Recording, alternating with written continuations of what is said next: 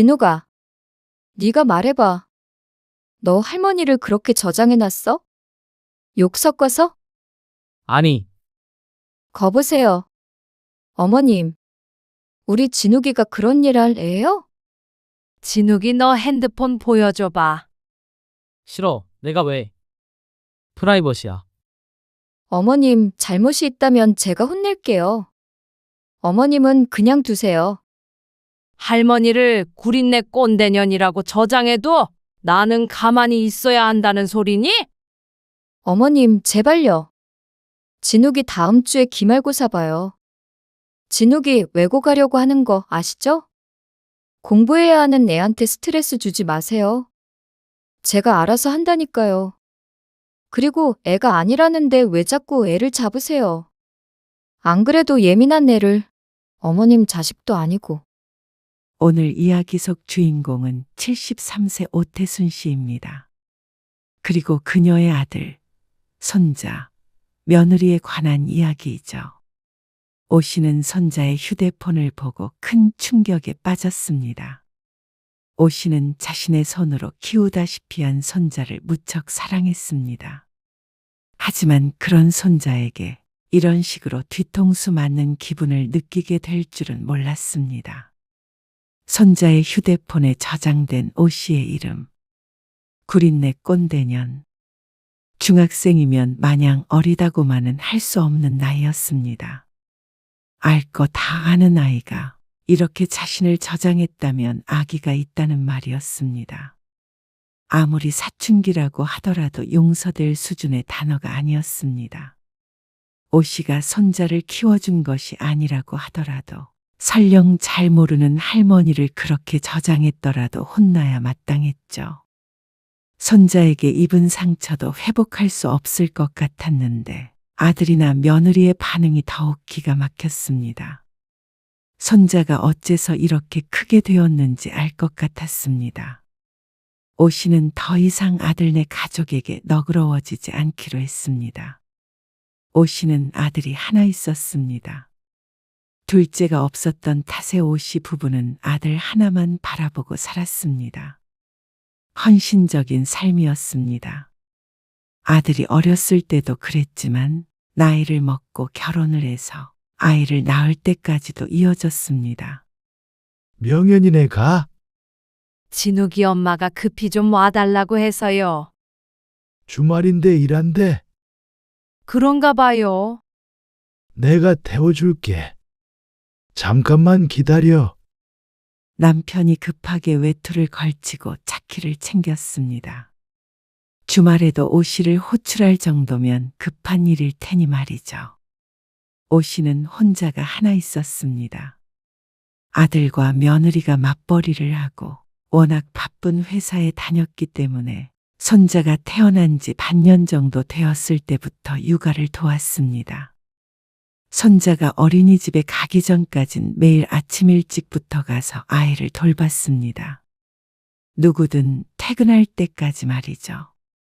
그러고 나서 손자가 3살이 되어 어린이집에 들어갔을 때는 손자가 하원할 때쯤에 아들네 집으로 갔습니다. 어머님, 감사해요. 진욱이 아빠도 외출했는데 회사에 문제가 생겨서요.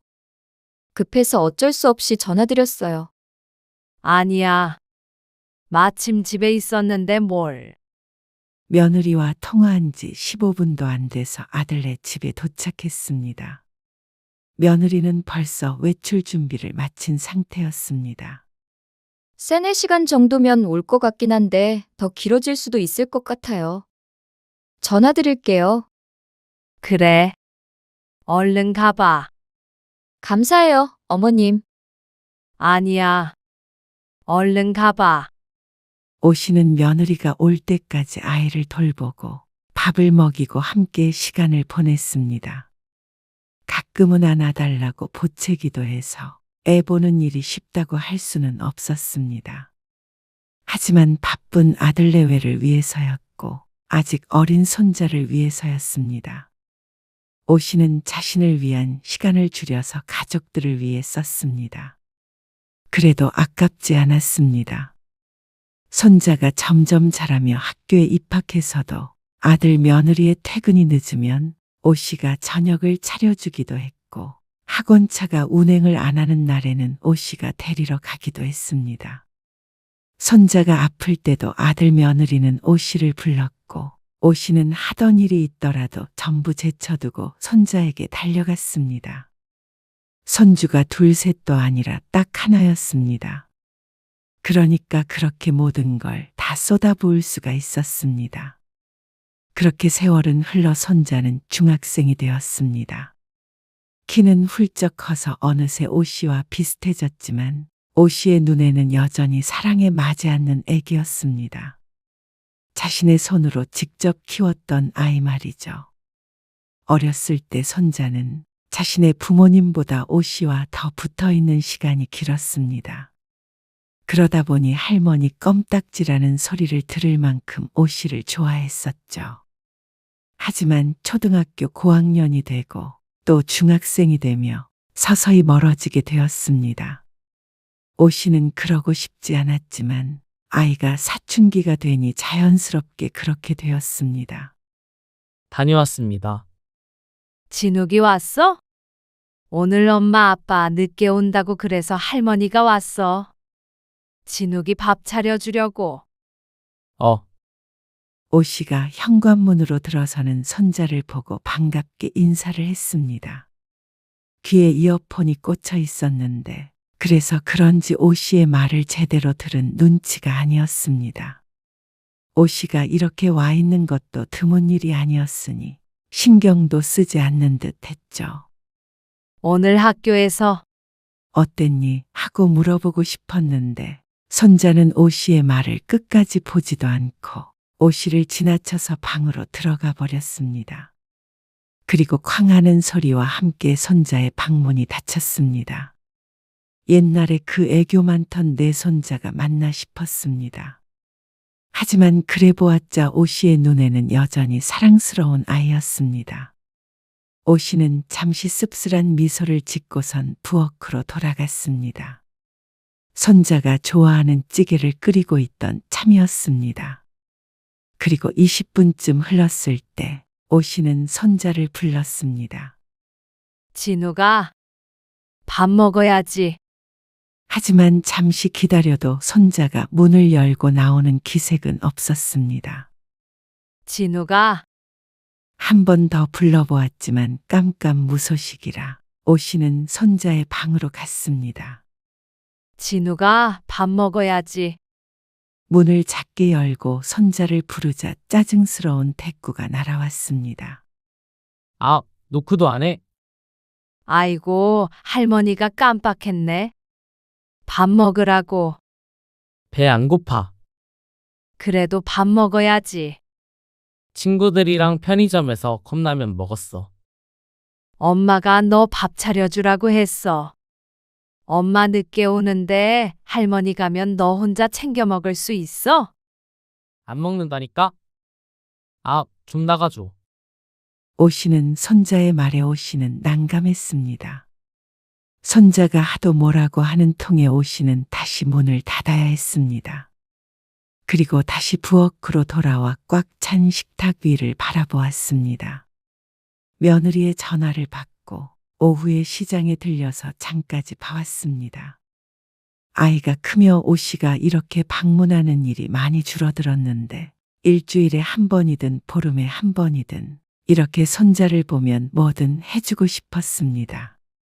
오랜만에 손자가 좋아하는 음식을 해주려고 들떴었는데 그런 사람은 오 씨 혼자뿐인 듯 했습니다. 오 씨는 언제든지 데워서 먹을 수 있게끔 음식을 보관했습니다. 찌개도 뚜껑만 닫아두었습니다. 혹시나 손자가 배가 고파지면 혼자서 꺼내서 먹을 수 있도록 말이죠. 그러고 나서 오 씨는 소파 앞에 자리를 잡고 앉았습니다. 거실 한켠에 쌓여있는 빨래를 정리하기 시작했습니다. 이것도 며느리의 부탁이었습니다. 손자의 저녁밥을 차려주고 빨래 정리까지만 도와달라는 것이었습니다. 손자가 어릴 때에는 아이를 보면서 간단한 집안일도 도와주곤 했는데 그 때문에 며느리가 지금도 종종 이런 부탁을 해왔습니다. 예나 지금이나 아들 며느리는 너무 바빠서 이렇게 가끔 집이 엉망일 때가 있었죠. 오늘도 11시는 되어야 집에 온다는 아들과 며느리. 오씨는 앉아서 TV 소리를 작게 줄인 뒤에 빨래를 개켰습니다. 그리고 잠시 뒤에 일어나서 욕실에 수건을 채워넣고 안방 침대 위에 아들 며느리의 옷을 놓고 나왔습니다. 그러고 나서 손자의 방문을 노크했습니다. 왜 또? 밥 안 먹는다니까? 손자가 귀에서 이어폰을 빼면서 말했습니다. 그게 아니라 진욱이 네 옷 가져왔어. 오씨가 방에 들어가려고 하자 손자가 막았습니다. 방에는 들어오지 마. 이리 줘. 그러더니 눈앞에서 옷을 채가고는 방문을 닫았습니다. 아까처럼 쾅 소리가 난 것은 아니었지만 충분히 인상이 찡그려질 만한 태도였습니다. 오씨는 한숨을 쉬었습니다. 언제부턴가 손자는 늘 이랬습니다.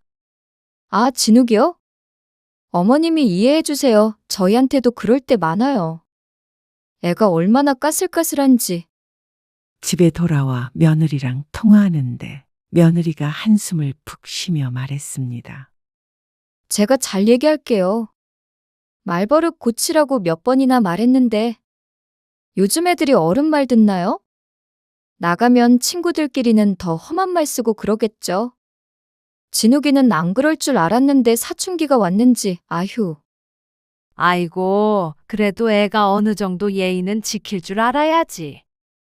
혹시 밖에서도 그럴까봐 오씨는 걱정이 됐습니다. 요즘 세상의 집안 교육만으로 아이의 행동을 통제할 수 없다는 것은 알지만 그래도 며느리가 오냐오냐 하는 면은 분명히 있었습니다. 아무튼 오늘은 감사했어요. 오씨는 별말 없이 전화를 끊었습니다. 몇 번 조언을 해보긴 했지만 크게 달라지는 건 없었습니다. 여기서 더하면 괜한 잔소리일 게 뻔해서 오씨는 말을 아꼈습니다. 내 자식이 내 마음대로 되지 않는다는 건 모든 엄마들이 아는 사실이었으니 말이죠. 그러던 어느 날이었습니다. 어머님, 오늘 저희 집에 좀 와주실 수 있으세요? 왜? 무슨 일 있어? 진욱이 학원이 오늘 쉬는 날이거든요. 그래서 집에 빨리 올 텐데 제가 오늘 야근이에요. 그래, 알았어. 밥 챙겨달라는 거지? 네.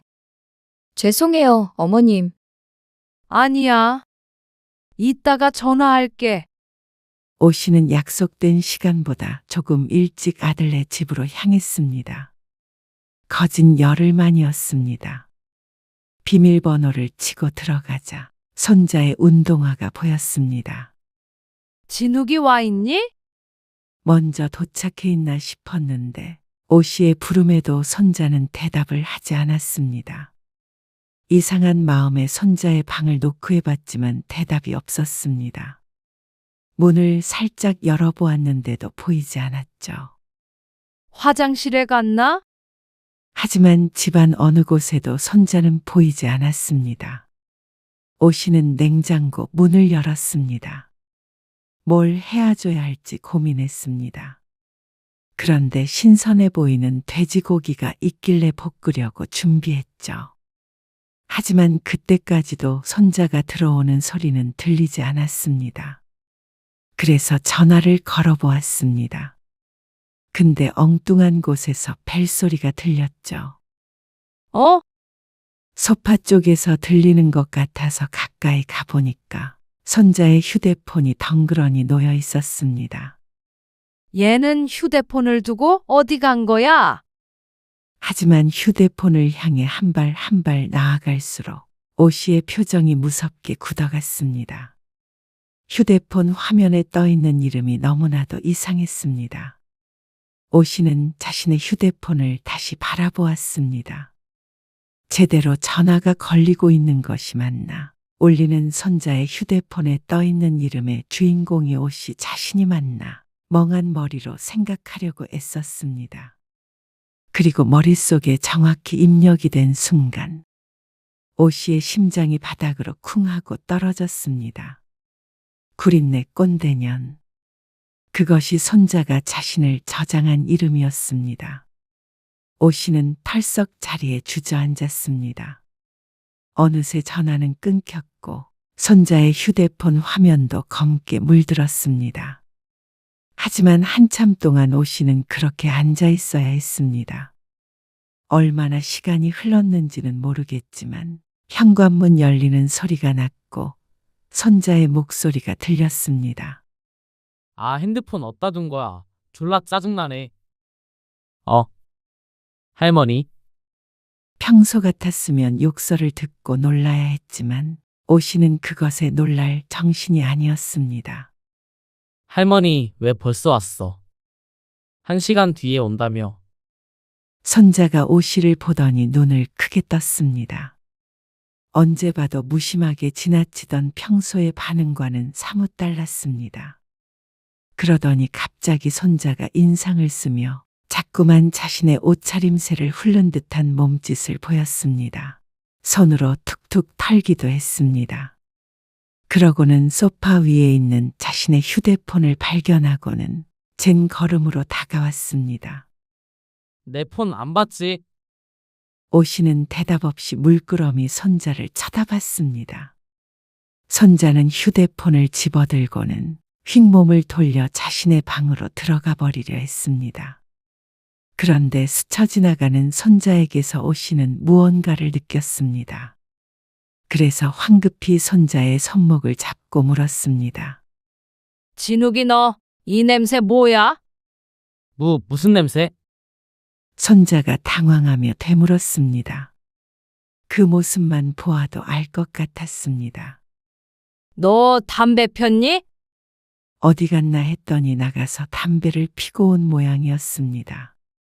그런데 그 냄새까지 지우고 들어올 수는 없었습니다. 아마 오 씨가 집에 돌아오기 전에 냄새가 없어질 거라고 생각했던 것 같았죠. 아니야. 진욱아, 오 씨는 절로 앓는 소리가 나올 것 같았습니다. 오 씨의 손자는 고작 중학교 2학년이었습니다. 이제 곧 3학년을 앞두고 있었지만 너무 어린아이였습니다. 그런데 담배라니 눈앞이 깜깜해지는 기분이었습니다.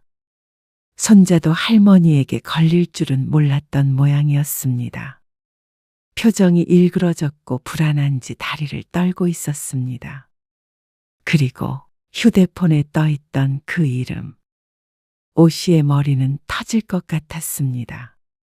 도대체 어디서부터 어떻게 이야기를 꺼내야 할지 몰랐습니다. 사춘기 소년의 칙이라고 보기엔 선을 많이 넘겨버린 것 같았습니다. 아니라고. 손자는 오 씨의 손을 뿌리쳤습니다. 오 씨는 그 손을 재차 붙잡으며 말했습니다. 진욱아, 너 그러면 안 되는 거야? 왜 그런 못된 짓을 해? 안 폈다고 몇 번 말해. 그러더니 방으로 들어가서 문을 쾅 닫아버렸습니다. 그리고 딸깍하고 문 잠기는 소리도 났습니다. 오 씨는 망연자실에서 소파에 앉아서 또다시 멍하게 있었습니다. 그러고는 괴로운 듯 침음했습니다. 잠시 뒤 오 씨는 손자의 방문 앞에 서서 노크를 했습니다. 그런데 안에서는 들어오지 말라는 말이 돌아왔습니다. 오 씨는 깊은 한숨을 푹 내쉬었습니다. 아주 깊은 곳에서부터 끌어나온 숨이었습니다. 오 씨는 씁쓸하게 뒤돌아섰습니다. 억지로 방에서 손자를 끄집어낼 수도 없었습니다. 차라리 어린아이를 돌보라고 하면 쉬울 것 같았습니다. 사춘기에 접어든 소녀는 너무나 힘들었죠. 오 씨는 저녁밥을 차리고 다시 손자의 방문을 두드렸습니다. 밥 차려놨다. 할머니 간다. 그러고는 집을 나섰습니다. 보통 때 같으면 좀 더 머무르다가 밤에 갔을 텐데 오 씨는 이번만은 그럴 수가 없었습니다. 집으로 가는 길에 한숨을 100번은 넘게 쉰 것 같았습니다. 밥은 차려주고 나왔지만 휴대폰에 떠있던 이름만 생각하면 손이 떨렸습니다. 구린내 꼰대년이라니. 손자가 할머니한테 쓸 수 있는 말이 아니었습니다. 도저히 15짜리에게서 나올 만한 단어가 아니었죠. 그 자리에서 혼을 냈어야 했던 것인지, 뭐가 현명한 일인지 오씨도 알 수가 없었습니다. 오씨는 다음 날에 며느리에게 전화를 걸었습니다. 그러고는 그날 있었던 일에 대해서 얘기했습니다. 그러자 며느리는 무척 놀랐죠. 당연한 일이었습니다. 며느리는 진욱을 아주 어린아이로 생각하고 있었으니 말이죠. 어머, 어머님. 그게 정말이에요?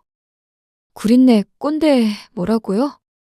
차마 오씨는 자신의 입으로 그 단어를 다시 내뱉을 수가 없었습니다. 그리고 담배 이야기도 꺼냈습니다.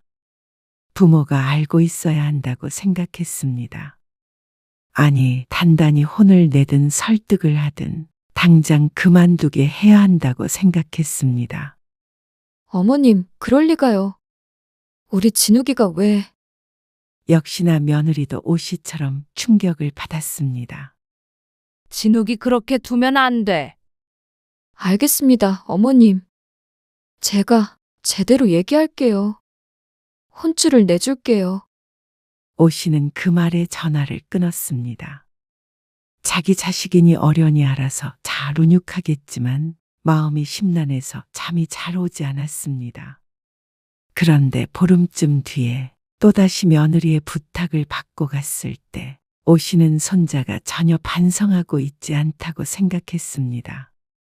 할머니를 그런 식으로 저장한 것에 대해서 어떠한 사과의 말도 없었고 퉁명스러운 태도도 그대로였습니다. 마치 자기 엄마한테 혼도 나지 않은 듯 말이죠. 그래서 오씨도 참을 수가 없었습니다. 만약 며느리가 손자를 혼내지 않았다면 오씨라도 나무라야 했습니다. 남이 아니기 때문에 그랬습니다. 이진욱, 할머니랑 얘기 좀 해. 무슨 얘기? 오씨는 휴대폰을 들어 손자에게 전화를 걸었습니다. 그러자 손자의 손에 들려있던 휴대폰이 울렸고 또다시 망측한 이름이 떴습니다. 손자가 황급히 손을 등 뒤로 숨겼지만 그래도 소용이 없었습니다. 너 그게 뭐야? 할머니를 뭐라고 저장해 놓은 거야? 뭐가? 구린내 뭐라고 저장해 놨잖아. 그리고 무슨 년이라고? 아, 남의 폰을 왜 봐? 적반하장이 따로 없었습니다. 도저히 두고 볼 수 없는 태도였습니다. 너 지금 할머니한테 그게 무슨 태도야? 지금 그게 잘하는 짓이야? 어떻게 핸드폰에 할머니를 그렇게 저장해 놓을 수가 있어? 오씨가 화를 냈지만 손자는 조금도 주눅들지 않고 대들었습니다. 할머니가 잘못 봤겠지. 뭐라고? 배 안 고프니까 집에 가. 너, 진욱이 너 어쩜 할머니한테 이럴 수가 있어? 내가 뭘? 너 학생이 담배도 피고 말이야. 애가 왜 이렇게 못되게 구는 거야? 오씨가 화를 내자 손자도 씩씩거렸습니다. 설마 엄마한테 말한 건 아니겠지? 손자의 말에 오씨는 확신하게 되었습니다. 며느리가 손자에게 제대로 된 훈계를 하지 않았다는 것을 말이죠. 그런데 그때 현관문 비밀번호를 치는 소리가 들렸습니다. 그리고 곧이어 며느리가 들어왔습니다. 어머님, 저 오늘 미팅이 취소돼서요. 일찍 왔어요. 그런데 왜 그러고 계세요? 대치 중인 오씨와 아들을 번갈아 보며 며느리가 물었습니다. 진욱이 네가 한번 말해봐. 그러자 손자는 입을 꼭 다물었습니다. 어머님, 왜 그러세요? 지난번에 진욱이 알아듣게 혼쭐 낸다더니 이게 어떻게 된 일이니? 그러자 며느리가 당황스러운 표정을 지었습니다. 어머님, 왜 그 얘기를 지금? 할머니를 그렇게 저장해 놓고도 잘못했단 말 한마디를 안 하잖니? 아니, 그렇다고 이렇게 애를 잡고 계셔요? 뭐야? 진우가, 네가 말해봐. 너 할머니를 그렇게 저장해놨어? 욕 섞어서? 아니, 그러면 너 혹시 담배 폈니? 아니, 그냥 밖에서 냄새가 밴 건데. 지난번 그날엔 손자도 인정하는 듯 말을 했지만 엄마 앞에선 다른 말을 하는 손자. 거보세요, 어머님. 우리 진욱이가 그런 일 할 애예요? 그리고 어처구니 없는 며느리의 말. 진욱이 너 핸드폰 보여줘봐. 싫어, 내가 왜? 프라이버시야. 어머님, 잘못이 있다면 제가 혼낼게요. 어머님은 그냥 두세요. 기가 막혔습니다. 자신과 관련이라도 없는 일이었다면 어처구니가 없어도 그냥 뒀을 텐데 그게 아니었습니다. 할머니를 구린내 꼰대년이라고 저장해도 가만히 있어야 한다는 소리니? 어머님, 제발요. 진욱이 다음 주에 기말고사 봐요. 진욱이 외고 가려고 하는 거 아시죠? 공부해야 하는 애한테 스트레스 주지 마세요. 제가 알아서 한다니까요. 그리고 애가 아니라는데 왜 자꾸 애를 잡으세요? 안 그래도 예민한 애를 어머님 자식도 아니고. 말문이 막혀서 입만 벌리고 있었습니다.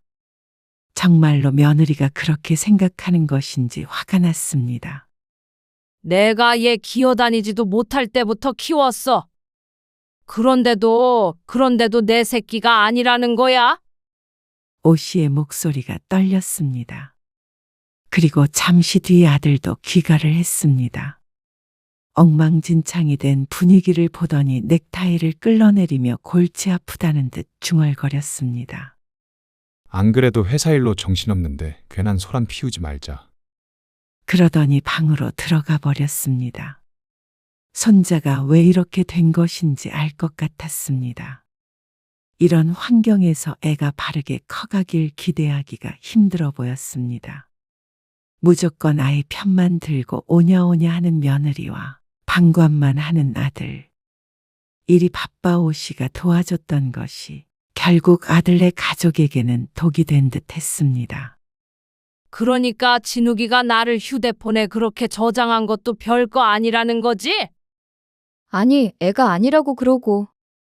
설사 맞다고 하더라도 사춘기 겪다 보면 한 번씩 있을 수 있는 일이잖아요. 애 시험도 있는데 어머님이 좀 이해해 주시고 넘어가시면 좋겠다는 거죠. 안 그래요? 그래, 내 자식이 아니니까. 그렇지? 진우가, 너는 방에 들어가서 공부해. 며느리는 끝내 손자의 휴대폰을 확인하지 않고 방으로 들여보냈습니다. 어머님도 이만 가보셔요. 진욱이는 제가 알아서 할게요. 오 씨는 더는 아들 내외와 말을 섞지 않고 짐을 챙겨 나왔습니다. 그리고 그날 밤 결심을 굳혔습니다. 이제 더는 아들네에게 도움을 주지도 않고 무슨 일이 있든 신경 쓰지 말자고 말이죠. 그리고 이제 더는 손자도 아들도 내 새끼라고 생각하지 말자고 말이죠. 그래서 일주일 뒤에 며느리에게 전화가 왔을 때도 본때를 보여줬습니다. 어머님, 오늘 진욱이 기말고사 끝났어요. 그래서 집에 일찍 가는데 부탁 좀 드려도 될까요? 내 자식도 아닌데 내가 왜 밥을 차려주니? 네? 다시는 나한테 진욱이 맡길 생각 마라. 나는 이제 손자 없다고 생각하고 살 테니까. 어머님, 그게 무슨 말씀이세요? 진욱이한테 나는 구린내 나는 꼰대 아니니?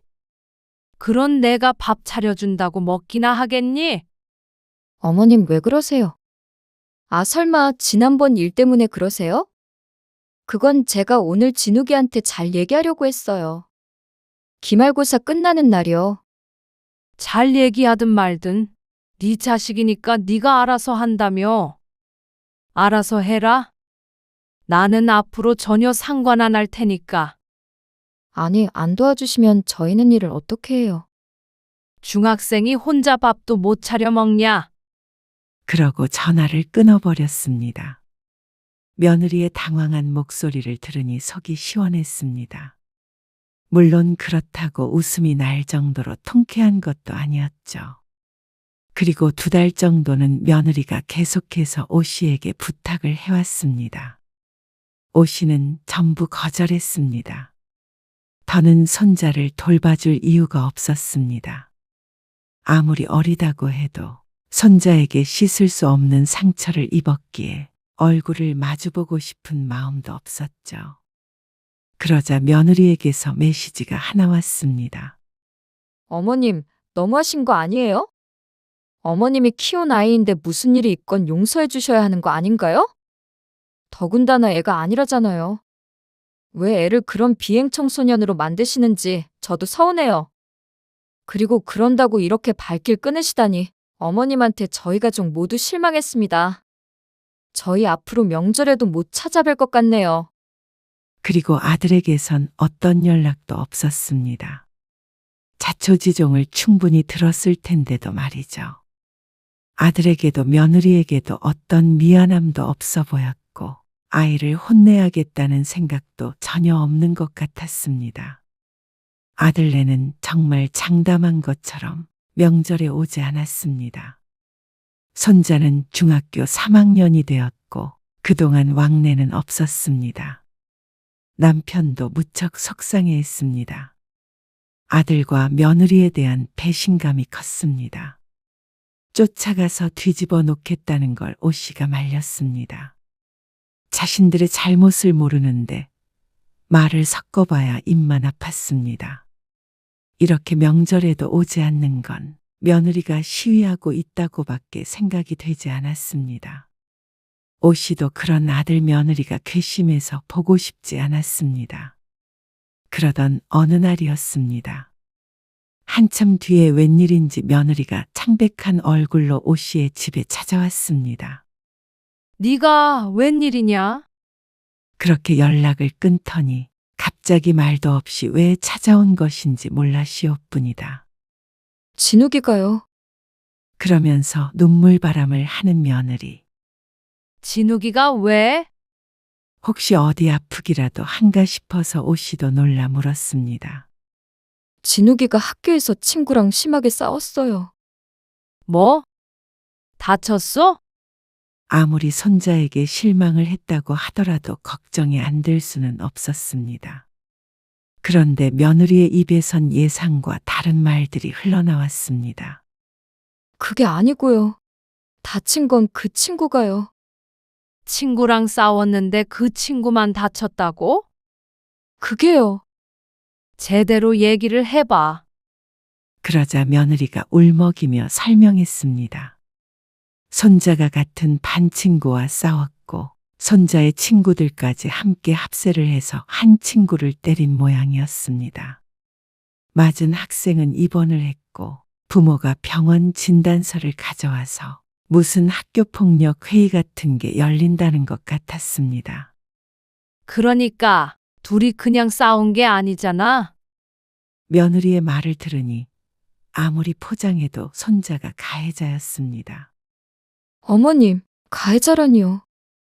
친구들끼리 놀다 보면 싸울 수도 있는 거 아니에요? 저희 때는 다 그렇게 컸잖아요. 그런데 그런 걸 가지고 학폭이라니요. 그러면 우리 진욱이 외고 못 가요. 뭐? 왜고? 네, 진학하려면 학폭이 열리는 걸 막아야 해요. 진욱이가 그 학생을 많이 다치게 했다며? 우리 진욱이가 그런 게 아니라니까요. 다른 친구들이 그러는데 옆에 있었던 것 뿐이에요. 아까는 진욱이랑 싸웠다며? 어머님 손자 나쁜 애 아니에요. 어머님이 더 잘 아시잖아요.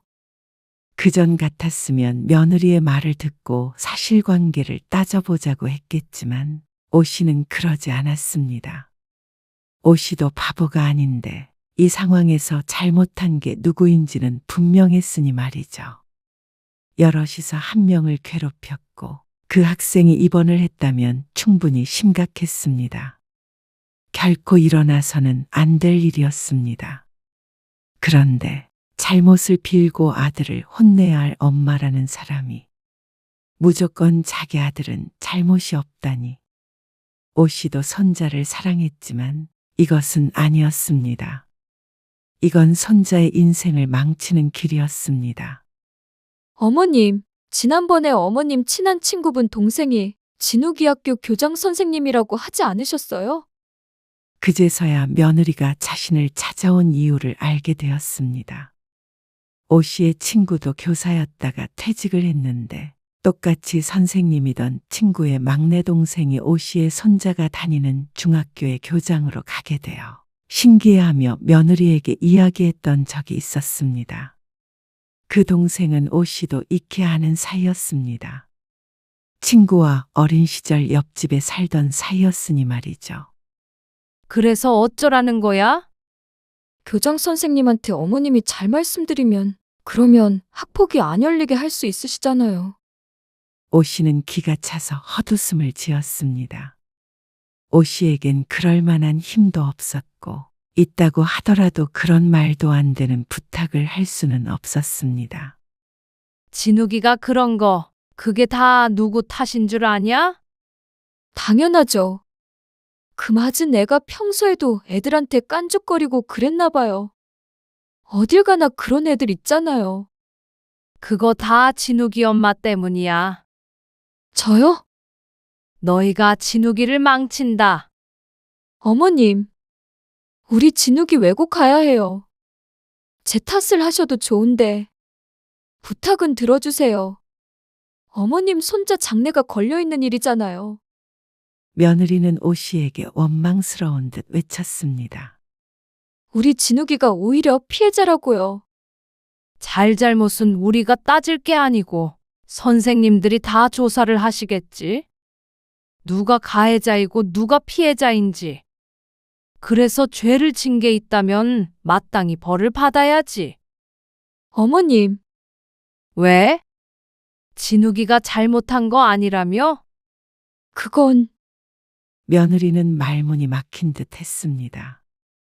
그리고 네 자식 일은 네가 알아서 하겠다고 했지. 그러니까 알아서 해라. 어머님, 진욱이가 어머님을 왜 그렇게 저장했는지 알 것 같네요. 그런 걸 꼰대라고 해요. 그래, 너도 역시 알고 있었구나. 며느리는 한참 오 씨는 눈을 쳐다보더니 자리에서 일어났습니다. 어머님 손자는 없다고 생각하세요? 그러고는 며느리는 집을 나섰습니다. 결국 얼마 뒤 오 씨의 손자가 징계를 받았다는 소식을 친구에게 전해 들었습니다. 물론 그런 일을 주동한 것도 오 씨의 손자가 맞았습니다. 자연스럽게 외고 진학은 무산되었습니다. 그러자 아들에게서도 원망하는 연락이 왔습니다. 오 씨는 그런 연락을 무시했습니다. 이제는 돌이킬 수 없는 사이가 된 것 같았습니다. 하지만 오 씨는 후회하지 않았습니다. 아들 내외도 손자도 자신들의 행동에 책임을 지는 방법을 배워야 했습니다. 그렇게 해서라도 뒤늦게 정신을 차릴 수만 있다면 외고에 못 간 것은 저렴한 대가라고 생각했죠. 오 씨는 이제 아들네 가족과는 연락하지 않고 살기로 했습니다. 전에는 며느리의 의지로 절연을 했었지만 이제는 오로지 오 씨의 의지였습니다. 이제는 어떤 일이 있더라도 아들네를 볼 생각이 없었습니다.